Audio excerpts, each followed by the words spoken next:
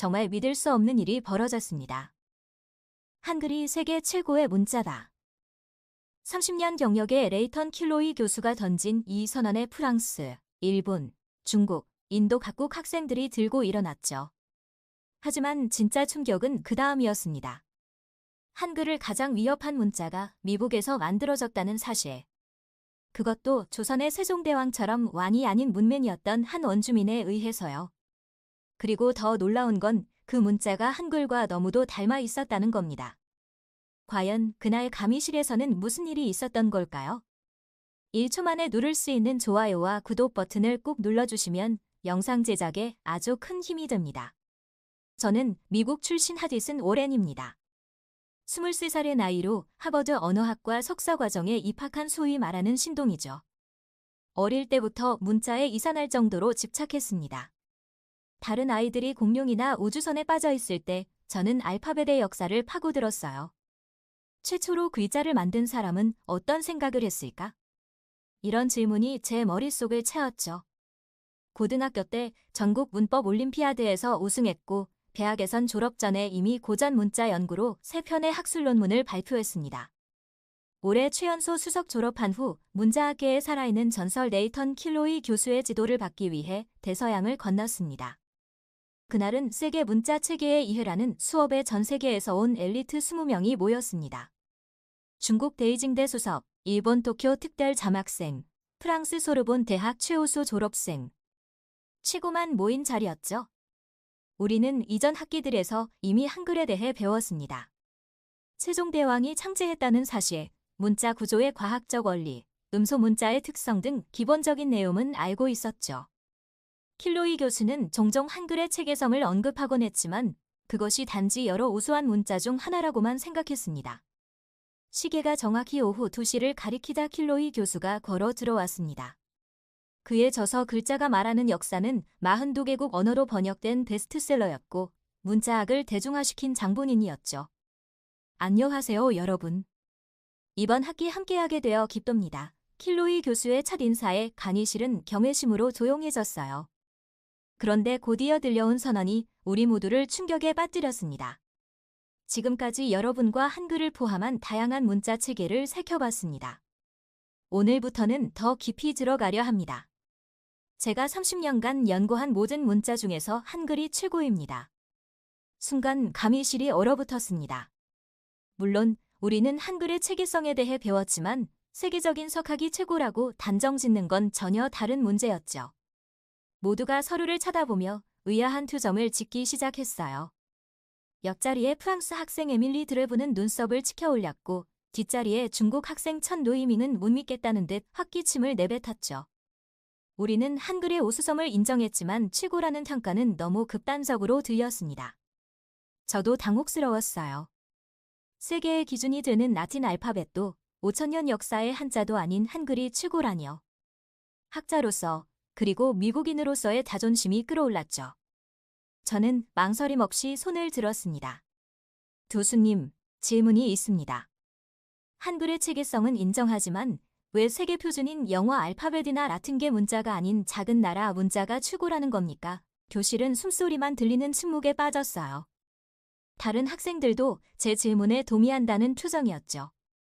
킬로이 교수는 미소를 지으며 저를 응시했습니다. 좋은 질문입니다. 하디슨. 그 답을 이번 학기 내내 찾아보는 게 어떨까요? 여기 모인 여러분은 각자 자기 나라의 문자에 자부심이 있을 테니 중요한 과제를 내겠습니다. 교수는 칠판에 크게 쓰며 선언했습니다. 한글보다 우수한 문자를 논리적으로 증명하시오. 학생들의 눈빛이 변했습니다. 마치 국가대표 선수처럼 사명감에 불타는 투정들이었어요. 저도 가슴이 뛰었습니다. 제 삶을 바쳐온 문자 연구, 제 정체성의 기반인 미국 문화와 관련된 도전이었으니까요. 저는 자리에서 일어났습니다. 교수님, 이번엔 제가 한글을 꺾어보겠습니다. 킬로이 교수는 흥미로운 듯 눈을 빛내며 말했습니다. 자신감이 좋군요, 하디슨. 다음 주부터 각국 학생들의 발표를 시작하죠. 여러분, 우리는 이제 문자의 세계 최강자를 가리는 여정을 시작합니다. 그날 밤 저는 도서관에 틀어박혔습니다. 인류 역사상 존재했던 모든 문자 체계를 연구하기 시작했죠. 이건 단순한 과제가 아니었습니다. 제 인생을 건 도전이었고 문자학자로서 객관적 진실을 찾아내야 한다는 학문적 열정이 불타올랐습니다. 밤새 도서관의 희미한 불빛 아래서 고대 수메르의 서령 문자부터 이집트 상형 문자, 중국 갑골문, 그리스 알파벳까지 인류 문자의 역사를 따라가며 연구했습니다. 네 페이지를 넘길 때마다 각 문자의 참재 배경과 발전 과정, 구조적 특성을 꼼꼼히 기록했어요. 특히 문자가 일상생활에 미치는 영향과 보급 속도, 학습 난이도 같은 실용적 측면에도 주목했습니다. 세월이 되어서야 눈을 비비며 마지막 논문을 검토했습니다. 제 머릿속은 여전히 의문으로 가득했어요. 한글이 정말 최고의 문자일까? 아니면 킬로이 교수의 개인적 한양일 뿐일까? 분명 더 우수한 문자 체계가 있을 텐데. 일주일 후 발표가 시작됐습니다. 첫 주자는 일본의 마키 나카무라였어요. 도크대에서 문학을 전공한 그녀는 일본 문자 히라가나와 가타카나를 소개했습니다. 히라가나는 외국인이 배우기 가장 쉬운 문자 중 하나입니다. 한 음절당 하나의 글자로 매우 직관적이죠. 예를 들어 아, 이, 우, 게, 오처럼 발음 그대로 쓸 수 있어요. 히라가나 46자와 가타카나 46자만 배우면 모든 일본어를 표현할 수 있습니다. 마키의 발표는 설득력이 있었습니다. 학생들도 고개를 끄덕이며 동의하는 분위기였죠. 그런데 킬로이 교수가 입을 열었습니다. 나카무라 씨, 질문이 있습니다. 히라가나와 가타카나만으로 현대 일본어의 모든 뉘앙스와 외래어를 표현할 수 있나요? 마키는 잠시 망설이더니 대답했습니다. 사실 완벽하게는 어렵습니다. 일상 대화에서는 충분하지만 학술적이거나 전문적인 내용을 표현하려면 한자 지식이 필요해요. 그리고 그 직관성은 약 3음절 단어까지만 유지됩니다. 외래어 표현에도 한계가 있고요. 킬로이 교수는 고개를 끄덕였습니다. 바로 그겁니다. 일본 문자는 기초 단계에서는 접근성이 좋지만 확장성이 거의 없습니다. 성인이 사용하는데 치명적 한계가 있는 문자죠. 한글이 그렇게 대단한다? 두고 보자고요. 그때는 몰랐습니다. 이 도전이 제 관념을 완전히 뒤집어 놓을 거라는 사실에. 일주일 후 두 번째 발표 시간. 강의실은 첫 발표보다 더욱 긴장감으로 가득 찼습니다. 이날은 프랑스와 인도 학생의 차례였죠. 첫 발표자는 소르본 대학에서 온 프랑스 학생 에밀리 드르브였습니다. 에밀리는 자신감 넘치는 태도로 강단에 섰습니다. 그녀의 눈빛에서 라틴 문자에 대한 자부심이 느껴졌어요. 라틴 문자는 단순한 글자가 아닙니다. 철학, 예술, 종교, 법의 뿌리입니다. 에밀리의 목소리가 당당했습니다. 그녀는 슬라이드를 넘기며 사념을 이어갔습니다. 현재 전 세계 138개국 이상에서 공식 문자로 사용되고 있으며 인터넷 콘텐츠의 70% 이상이 라틴 문자로 작성됩니다. 로마 제국의 유산을 이어받은 이 문자는 근대 문명의 기초가 되었죠. 에밀리는 라틴 문자가 동로마 제국, 르네상스, 계몽주의, 과학혁명, 산업혁명을 거치며 인류 지식의 보고가 되어온 역사를 산영했습니다. 학생들은 고개를 끄덕이며 공감했어요. 특히 영어, 프랑스어, 스페인어 등 라틴 문자를 사용하는 나라의 학생들은 크게 동의하는 추정이었죠. 라틴 문자가 없었다면 지금의 과학도, 철학도, 문학도 존재하지 않았을 것입니다. 한글이 우수하다고요? 그건 마치 지역 마라톤 1등과 올림픽 금메달리스트를 비교하는 것과 같습니다. 에밀리의 발언에 몇몇 학생들이 박수를 치기 시작했습니다. 에밀리가 발표를 마치자 킬로이 교수가 입을 열었습니다. 드레브 양, 훌륭한 발표군요. 라틴 문자가 인류 역사에 미친 영향은 정말 대단합니다. 하지만 질문이 있습니다. 영어 단어 사이칼러지, 커넬, 취를 보세요. 이 단어들의 철자와 발음 사이에는 어떤 관계가 있나요? 에밀리는 잠시 당황한 투정을 지었다가 솔직하게 대답했습니다. 사실 관계가 거의 없습니다. 영어는 철자와 발음이 일치하지 않는 경우가 많아요. 그녀는 곧 반격했습니다. 하지만 교수님, 언어의 가치는 단순한 표기법만으로 결정되지 않습니다. 라틴 문자는 수천 년의 문화적 연속성을 제공했고 지식 전달의 매개체로 인류 문명을 발전시켰습니다. 과학 논문의 95%가 라틴 문자로 작성되고 있는 현실을 무시할 수 없어요. 킬로이 교수는 고개를 끄덕였습니다. 바로 그겁니다. 라틴 문자는 문화적 유산으로서는 가치가 크지만 현대 교육과 정보화 시대의 효율성 측면에서는 심각한 문제가 있습니다. 있는 대로 쓰지 못하고 쓰는 대로 읽지 못하는 문자는 디지털 시대, AI 시대의 최악의 비효율을 가져옵니다. 스펠링 오류로 검색 실패율이 매우 높고 교육 시간의 절반 이상이 불규칙한 철자 학습에 낭비됩니다. 에밀리는 물러서지 않았습니다. 그렇다면 교수님, 한글은 왜 세계어가 되지 못했습니까? 언어의 가치는 그것을 얼마나 많은 사람이 사용하느냐에 달려있지 않나요? 킬로이 교수는 미소를 지었습니다. 흥미로운 질문입니다. 역사적 우연성이 문자의 우수성을 결정하진 않습니다. 로마 제국의 패권이 라틴 문자를 확산시켰을 뿐, 그것이 라틴 문자의 구조적 우수성을 증명하지는 않아요. 에밀리는 반박하려 했지만 킬로이 교수의 논리 앞에 침묵할 수밖에 없었습니다. 다음은 인도의 프라빈 샤르마 차례였습니다. 그는 산스크리트어와 데바나가리 문자에 대해 발표했습니다. 산스크리트는 신성하고 고결한 문자입니다. 인도의 베다, 우파니샤드 같은 고대 경전은 모두 이 문자로 쓰여 있죠. 산스크리트어는 세계 최초의 문법 체계를 갖춘 언어로 그 구조적 완성도는 오늘날 컴퓨터 언어학자들도 경탄할 정도입니다. 프라비는 산스크리트어의 발음 체계와 문법의 정교함을 상영했습니다. 또한 이 언어가 수학, 철학, 의학 분야에 미친 영향을 강조했죠.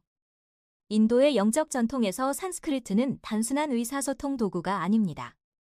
우주의 진동과 공명하는 신성한 소리의 체계입니다. 각 글자는 우주의 에너지를 담고 있어요. 음성학적으로도 완벽한 체계를 갖추고 있으며 모든 인간의 발성 가능한 소리를 표현할 수 있습니다. 프라빈의 열정적인 발표에 많은 학생들이 감명받은 표정이었습니다. 하지만 킬로이 교수는 냉정한 질문을 던졌습니다. 오늘날 인도에서 산스크리트를 실제로 사용하는 사람은 몇 명인가요? 프라빈은 불편한 투정으로 대답했습니다. 현재 모국어로 사용하는 인구는 약 2만 명 정도입니다. 그는 곧 자세를 바로 했습니다. 하지만 교수님, 문자의 가치는 사용자 수만으로 판단할 수 없습니다. 산스크리트는 힌디어, 벵갈어, 네팔어 등 수많은 현대 인도아리안 언어의 어원이 되었고 13억 인도인의 문화적 정체성을 형성했습니다. 또한 불교 경전을 통해 티베트, 중국, 일본, 한국 등 아시아 전역에 영향을 미쳤죠. 킬로이 교수는 고개를 끄덕였습니다. 그래서 현대 인도인들 대부분은 이 완벽한 문자를 읽지 못합니다. 문자는 살아야 문자입니다. 아무리 철학적, 종교적 가치가 있더라도 의미만 있고 접근성 없는 문자는 박물관 속 유물일 뿐입니다. 교수는 칠판에 크게 썼습니다. 문자의 첫 번째 목적, 소통과 지식의 확산. 그날 수업을 마치며 킬로이 교수는 말했습니다. 오늘 우리는 인류 역사에서 가장 영향력 있는 두 문자 체계를 살펴봤습니다. 그러나 문화적 영향력과 철학적 깊이가 항상 실용성을 의미하지는 않습니다. 다음 주에는 세계에서 가장 오래된 문자 체계 중 하나인 중국의 한자를 살펴보겠습니다. 감위실을 나오면서 저는 생각했습니다. 문화적 자부심과 역사적 가치는 좋지만 실용성이 없으면 결국 무너지는구나. 한글을 이길 문자는 문화적 가치뿐만 아니라 현대적 실용성도 갖춰야 할 것 같다. 다음 발표가 기다려졌습니다. 중국의 한자, 5천년의 역사를 가진 그 문자가 한글의 적소가 될 수 있을까요? 다음 발표 시간, 베이징 대학에서 온 중국 학생 천 노이민이 단상에 섰습니다. 그는 중국 문자학과 최우수 졸업생으로 동기들 사이에서 한자 박사로 불리는 인물이었죠. 천 노이밍은 자신감 넘치는 목소리로 발표를 시작했습니다. 한자는 5천년 중국 제국의 역사를 지탱한 문자입니다. 세계에서 가장 오래된 문자 체계 중 하나로 끊김없이 현재까지 사용되고 있죠. 한 글자가 하나의 개념을 담는 표의 문자로서 시각적 아름다움과 철학적 깊이를 동시에 갖고 있습니다. 그는 슬라이드를 넘기며 한자의 역사적 변천 과정을 보여주었습니다. 학골문에서 금문, 소전, 예설을 거쳐 현대 간체자까지 이어지는 흐름이었죠. 한자는 단순한 글자가 아닙니다. 하나의 작은 우주입니다. 예를 들어 호는 여자와 아이가 만나 좋다는 의미가 됩니다. 이처럼 한자는 형태 자체에 철학이 담겨 있어요. 천 누이밍은 한자가 도마시아 문화권 전체에 미친 영향력을 강조했습니다. 한자는 중국뿐 아니라 일본, 한국, 베트남 등 도마시아 전역에 영향을 미쳤습니다. 이 문자는 단순한 의사소통 도구를 넘어 문화적 정체성의 핵심입니다. 킬로이 교수의 질문이 이어졌습니다. 루이밍 학생, 현재 중국의 문맹률은 어떻게 됩니까? 천 루이밍은 잠시 망설이더니 대답했습니다. 전국 평균으로는 약 12에서 15% 정도입니다. 킬로이 교수는 추가 질문을 던졌습니다. 농촌 지역과 고령층의 문맹률은요? 천 노이밍은 불편한 추정으로 말했습니다. 농촌 고령층의 경우 약 38% 정도입니다. 특히 시골 여성들 중에는 자신의 이름조차 쓰지 못하는 경우가 많습니다. 이번에도 천 노이밍은 곧 반격했습니다. 하지만 교수님, 중국의 문맹률은 계속 감소하고 있습니다. 컴퓨터와 스마트폰의 발전으로 한자 입력이 쉬워졌고 간체자 도입으로 학습 난이도도 크게 줄었어요. 무엇보다 한자는 서로 다른 방언을 사용하는 14억 중국인을 하나로 묶는 유일한 문화적 접착제입니다. 감의실이 조용해졌습니다. 킬로이 교수는 칠판의 한자와 한글을 비교하며 상영했습니다. 여러분, 한자는 5만 자 이상, 한글은 고작 24자입니다. 한자를 배우는데 수년이 걸리지만 한글은 단 3주면 충분합니다. 디지털 환경에서 한자는 입력 방식부터 복잡하지만 한글은 최고의 적합성을 보여줍니다. 무엇보다 문맹률에서 한자 사용 국가는 높은 수치를 보이는 반면 한글을 쓰는 한국은 OECD 국가 중 사실상 0%에 가까운 문맹률을 자랑합니다. 천 루이밍은 반박하려 했지만 구체적인 수치 앞에서 말문이 막혔습니다. 그는 한자의 문화적 가치를 다시 강조했지만 킬로이 교수는 단호했습니다. 문화적 가치와 실용성은 별개의 문제입니다. 우리는 지금 어떤 문자가 가장 효율적이고 모두에게 접근 가능한지를 논의하고 있습니다. 한자의 예술성과 철학은 인정하지만 그것이 최고의 문자 체계라는 증거는 되지 못합니다. 수업이 끝나도 저는 도서관에서 다른 문자 체계를 계속 연구했습니다. 지금까지 아시아권 문자들, 라틴 문자, 산스크리트, 한자까지 살펴봤지만 한글을 이길 문자는 나타나지 않았습니다. 한글이 정말 최고인 걸까? 저는 마음속으로 의문을 품었지만 동시에 더 깊은 호기심이 생겼습니다. 그날 밤 도서관 구석에서 미국 원주민 역사 자료를 뒤적이던 중 우연히 한 낡은 책을 발견했습니다. 체로키 문자, 한 천재의 발명이라는 제목이었습니다. 호기심에 책을 펼쳤고 그 순간 제 인생이 바뀌게 될 줄은 몰랐습니다. 책 속에는 놀라운 이야기가 담겨 있었습니다. 세카야라는 문맹이었던 체로키 원주민이 12년간의 노력 끝에 완전히 새로운 문자를 참지했다는 내용이었죠. 더 놀라운 건 그 문자가 보급된 후 단 3년 만에 체로키 부족의 문맹률이 거의 0%에 도달했다는 사실이었습니다.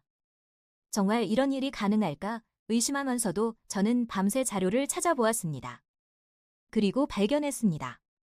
체로키 문자는 형태상으로는 로마자와 비슷했지만 구조적으로는 한글처럼 음소문자의 특성을 가지고 있었고 무엇보다 백성들을 위해 만든 문자라는 점에서 한글과 놀라운 유사점이 있었습니다. 이것이다. 저는 심장이 빠르게 뛰는 것을 느꼈습니다. 한글을 능가할 수 있는 문자를 찾았다. 일주일 후 5번째 수업이 시작됐습니다.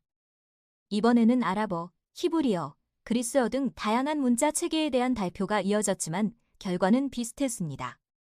모든 문자가 한글 앞에서 한계를 드러냈죠. 발표가 끝나고 강의실에는 무거운 침묵이 내려앉았습니다. 킬로이 교수가 자리에서 일어섰습니다. 여러분, 지금까지 세계 각국의 문자 체계를 살펴봤습니다. 문화적 가치, 역사적 중요성, 철학적 깊이 모두 중요한 요소들이죠. 하지만 가장 기본적인 질문으로 돌아가 봅시다. 문자는 왜 존재합니까? 교수는 잠시 강의실을 둘러보더니 계속 말했습니다. 문자는 의사소통을 위해 존재합니다. 모든 사람이 쉽게 배우고 효율적으로 사용할 수 있어야 하죠. 한글을 꺾을 수 있는 다른 문자가 있습니까? 강의실은 완전한 정적에 빠졌습니다. 아무도 손을 들지 않았어요. 모두 자신의 문자가 한글보다 우수하다고 증명하지 못한 것이었죠. 그때 제가 일어섰습니다. 심장이 빠르게 뛰었습니다. 지난 몇 주간 저는 도서관에서 밤을 새워가며 연구한 것이 있었거든요. 한글보다 우수한 문자가 있습니다. 저의 목소리가 강의실에 울려 퍼졌습니다. 학생들이 모두 저를 향해 고개를 돌렸죠. 킬로이 교수의 눈빛에 흥미가 스쳤습니다. 하디슨, 당신이 찾아낸 문자는 무엇인가요? 영어인가요? 저는 고개를 저었습니다. 아닙니다. 교수님. 제가 소개할 문자는 영어가 아닙니다. 킬로이 교수가 미소를 지었습니다. 그럼 무엇인가요? 체로키입니다. 강의실에 웅성거림이 퍼졌습니다. 대부분의 학생들은 체로키 문자에 대해 들어본 적이 없었죠. 저도 몇 주 전까지는 그랬으니까요. 킬로이 교수는 흥미로운 투정으로 말했습니다. 체로키. 풍미롭군요. 다음 주에 발표할 기회를 드리겠습니다. 잘 준비해 오세요. 그날 밤 저는 발표 자료를 완성했습니다. 체로키 문자에 대한 연구를 시작한 이후 저는 이 문자가 가진 특별함에 매료되었죠. 아메리카 원주민이 만든 이 문자는 제가 미처 알지 못했던 미국에 숨겨진 보물이었습니다. 세콰야 시콰이어라는 한 체로키인은 문맹이었지만 백인들이 말하는 종이를 사용하는 것을 보고 영감을 얻었다고 해요. 그는 12년간의 노력 끝에 체로키 문자를 창제했죠. 완전히 독학으로 말이에요. 이 이야기는 제게 큰 감동을 주었습니다. 누군가의 열정과 끈기가 한 민족에게 문자를 선물한 것이니까요. 그리고 더 놀라운 사실들도 있었습니다. 체로키 문자가 보급된 후 단 몇 년 만에 문맹률이 거의 0%에 도달했다는 점, 그들이 자신들의 식문을 발행했다는 점, 그리고 무엇보다 이 문자가 미국 역사상 최초로 민중을 위해 창제된 문자라는 점이었죠. 이것이다, 저는 확신했습니다. 한글을 이길 수 있는 문자를 찾았어. 저는 발표 자료의 마지막 슬라이드를 완성하며 생각했습니다. 체로키 문자는 단순한 문자가 아니다. 자유와 독립의 상징이자 미국 대륙에서 피어난 문화적 기적이다. 다음 주 발표가 기다려졌습니다. 드디어 한글을 뛰어넘을 문자를 찾았다는 확신이 들었으니까요. 그날 밤 저는 오랜만에 편안하게 잠들 수 있었습니다. 발표 당일 저는 평소보다 일찍 강의실에 도착했습니다. 손에는 몇 주간의 연구 결과물이 담긴 발표 자료가 들려 있었죠. 가슴은 설렘과 긴장으로 가득했습니다. 오늘은 제가 한글을 넘어설 문자를 소개하는 날이었으니까요. 학생들이 하나둘 강의실에 모이기 시작했습니다. 모두의 눈빛에서 호기심이 느껴졌어요. 미국 학생이 과연 어떤 문자로 한글을 이길지 궁금해하는 표정들이었죠. 킬로이 교수가 입장하고 수업이 시작됐습니다. 오늘은 하디슨 학생의 특별 발표가 있겠습니다. 체로키 문자에 대해 이야기해 주실 텐데 모두 집중해서 들어주시기 바랍니다. 저는 단상에 올라 깊게 숨을 들이마셨습니다. 그리고 슬라이드를 띄웠습니다. 체로키 문자는 미국 역사상 가장 위대한 문화적 성취 중 하나입니다. 하지만 안타깝게도 많은 미국인조차 이 사실을 모르고 있죠. 첫 슬라이드에는 세콰야 시콰이어의 초상화가 있었습니다. 그는 1770년대에 태어난 체로키 부족의 일원으로 문맹이었지만 놀라운 지성을 가진 인물이었죠. 세콰야는 문자를 읽을 줄 몰랐습니다. 하지만 백인들이 말하는 종이를 통해 멀리 떨어진 사람들과 소통하는 모습을 보고 영감을 받았죠. 그는 자신의 부족에게도 문자가 필요하다고 생각했습니다. 저는 세콰야가 12년간의 노력 끝에 85개의 음절 문자를 창제한 과정을 산영했습니다. 그는 처음에는 가족들에게조차 미쳤다는 오해를 받았고 그의 아내는 그가 없을 때 그의 연구물을 불태우기도 했다고 해요. 하지만 세콰야는 포기하지 않았습니다. 1821년 그는 마침내 체로키 문자를 완성했고 자신의 딸에게 그를 가르쳤습니다. 체로키 부족 장로들은 처음에 의심했지만 세콰야와 그의 딸이 서로 떨어져 있으면서도 말하는 종이로 소통할 수 있음을 증명하자 크게 감탄했죠. 저는 체로키 문자의 구조적 특징을 산영했습니다. 한글처럼 과학적 원리에 기반한 문자였죠. 논절 단위로 이루어져 있으면서도 직관적인 형태를 갖추고 있었습니다. 놀라운 점은 체로키의 문자가 보급된 속도입니다. 1821년 문자가 공식적으로 인정된 후 단 3년 만에 체로키 부족의 문맹률이 거의 0%에 도달했습니다. 역사상 유례없는 속도였죠. 학생들의 눈이 커졌습니다. 몇몇은 논란투성으로 메모를 하기 시작했어요. 1828년 체로키는 자신들의 신문 체로키 피닉스를 발행했습니다. 이는 원주민 언어로 된 북미 최초의 신문이었죠. 체로키 부족은 문자를 통해 자신들의 문화와 정체성을 지키려 했습니다. 저는 체로키 문자가 미국 역사에서 갖는 의미를 강조했습니다. 체로키 문자는 단순한 의사소통 도구가 아닙니다. 이것은 미국 역사상 최초로 민중을 위해 창제된 문자이자 원주민이 백인 문명에 맞서 자신들의 문화를 지키기 위한 도구였습니다. 한 개인의 열정이 만든 기적이자 공동체 전체가 문자로 하나가 된 감동적인 이야기죠. 마지막 슬라이드에는 현대 체로키 문자의 예시가 담겨 있었습니다. 저는 결론을 내렸습니다. 체로키 문자는 한글과 마찬가지로 과학적 원리에 기반하고 있으며 보급 속도와 문맹률 감소 측면에서는 오히려 한글보다 뛰어났습니다. 무엇보다 이 문자는 미국의 숨겨진 자랑입니다. 세계 최고의 문자를 찾는다면 바로 이 체로키 문자가 그 자격이 있다고 생각합니다.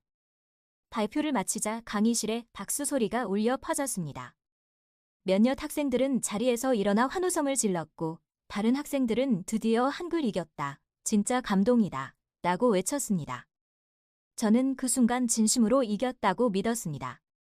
체로키 문자의 이야기는 단순한 학술적 논의를 넘어 인간의 의지와 지식에 대한 갈망, 그리고 문화적 정체성을 지키려는 투쟁이 이야기였으니까요. 환호성이 가라앉자 킬로이 교수가 천천히 자리에서 일어났습니다. 그의 투정은 진지했지만 눈빛은 따뜻했습니다. 하릿은 정말 훌륭한 발표였습니다. 체로키 문자의 역사와 가치를 명확하게 전달해 주셨어요. 세콰이아의 이야기는 언제 들어도 감동적이지요. 교수의 칭찬에 저는 자신감이 더욱 충만해졌습니다. 제 연구가 인정받는 순간이었죠. 하지만 두수는 잠시 생각에 잠기더니 조용히 질문을 던졌습니다. 하릿은 그 문자를 지금 쓰는 사람은 어디 있죠? 순간 강의실이 얼어붙었습니다. 환호하던 학생들의 얼굴에서 웃음이 사라졌어요. 저는 말문이 막혔습니다. 제가 가장 놓친 부분, 가장 피하고 싶었던 질문이었으니까요. 현재 체로키 문자를 모국어처럼 사용하는 인구는? 제 목소리가 떨렸습니다. 매우 적습니다. 오클라호마와 노스캐롤라이나의 일부 지역에서만 사용되고 있어요. 킬로이 교수는 정확한 수치를 물었습니다. 정확히 몇 명이죠? 저는 숫자를 말하기 어려웠습니다. 연구 과정에서 이미 알고 있었지만 이 부분은 의도적으로 발표해서 약화시켰던 내용이었으니까요. 현재 체로키어를 유창하게 구사하는 사람은 약 2,000명 정도입니다. 그 중에서도 문자를 적극적으로 사용하는 사람은 더 적고요. 강의실에 무거운 침묵이 내려앉았습니다. 킬로이 교수의 눈빛은 비난이 아닌 이해와 연민으로 가득했습니다. 체로키는 감동적인 문자였습니다. 하지만 지금 살아있지 않습니다. 우리가 찾는 것은 단순히 과거의 위대함이 아니라 현재와 미래에도 생명력을 가진 문자입니다. 교수는 칠판으로 걸어가 한글에 대해 간략히 언급했습니다. 한글의 과학적 원리와 구조적 우수성에 대해서는 이미 잘 알고 있을 겁니다. 하지만 한글의 진정한 위대함은 그것을 지켜온 사람들의 이야기에 있습니다. 교수는 한국인들이 한글을 지켜온 역사를 상세히 설명하기 시작했습니다. 1910년부터 1945년까지 일제강점기 동안 일본은 한국어 사용을 금지했습니다. 학교에서는 일본어만 가르쳤고 한글로 된 신문과 책은 압수되었죠. 한국인들은 자신의 언어를 잃을 위기에 처했습니다. 교수는 칠판에 비밀 한글 학교라고 썼습니다. 그러나 한국인들은 포기하지 않았습니다. 민족 지도자들은 산소 깊은 곳이나 지하실에 비밀 한글 학교를 세웠어요. 잡히면 고문이나 추옥을 당할 위험이 있었지만 많은 교사들이 목숨을 걸고 아이들에게 한글을 가르쳤습니다. 학생들의 눈빛이 달라졌습니다. 문자를 지키기 위해 목숨을 건 사람들의 이야기는 강한 인상을 주었나 봅니다. 해방 이후에도 한국은 6.25 전쟁으로 폐허가 되었지만 문맹 퇴치를 국가적 과제로 삼았습니다. 한글 보급운동이 전국적으로 펼쳐졌고 마을마다 야학이 열렸죠. 낮에는 일하고 밤에는 공부하는 사람들로 야학은 늘 불이 켜져 있었습니다. 저는 고개를 숙였습니다. 승리를 확신했던 마음이 완전히 무너졌지만 동시에 새로운 깨달음이 찾아왔습니다. 문자는 단순한 기호가 아니라 민족의 혼이 담긴 살아있는 유산이라는 것을요. 체로키 문자의 기술적 우수성보다 한글과 그것을 지켜온 한국인들의 이야기가 제 마음을 더 깊이 움직였습니다. 그날 수업이 끝나고 저는 한글에 대해 새로운 시각으로 바라보기 시작했습니다. 패배감보다는 호기심이 더 컸습니다.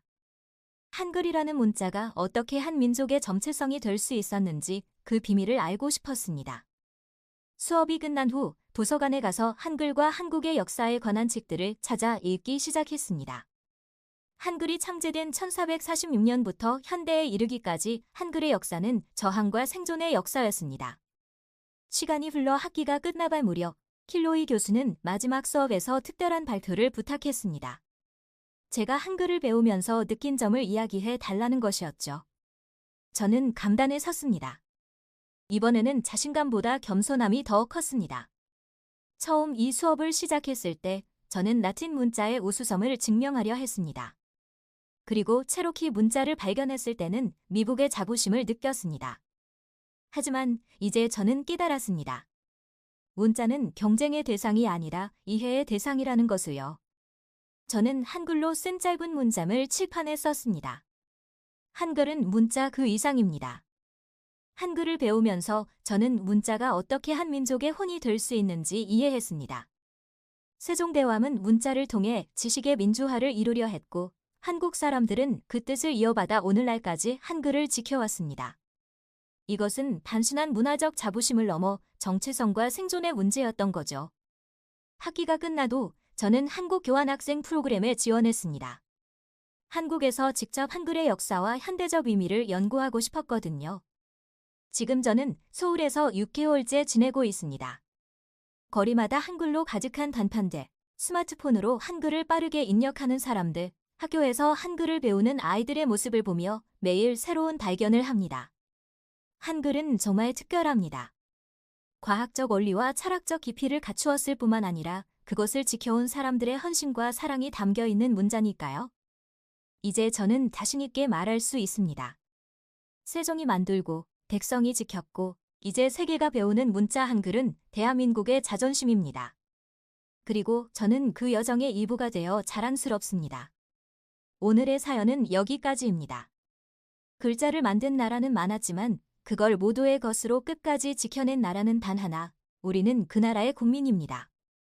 그리고 지금 이 순간 여러분이 보고 있는 그 한 글자조차 500년을 넘어 지켜온 기적이라는 걸 기억해 주셨으면 좋겠습니다. 세계 어느 나라도 문자의 날을 국경일로 지정한 경우는 없습니다. 오직 우리나라뿐입니다. 이것이 바로 한글의 진정한 위대함입니다. 이야기가 재미있으셨다면 구독과 좋아요, 알림 설정으로 다음 이야기도 놓치지 마세요. 다음 영상을 클릭하시면 더 많은 해외 반응 사연을 이어서 보실 수 있습니다.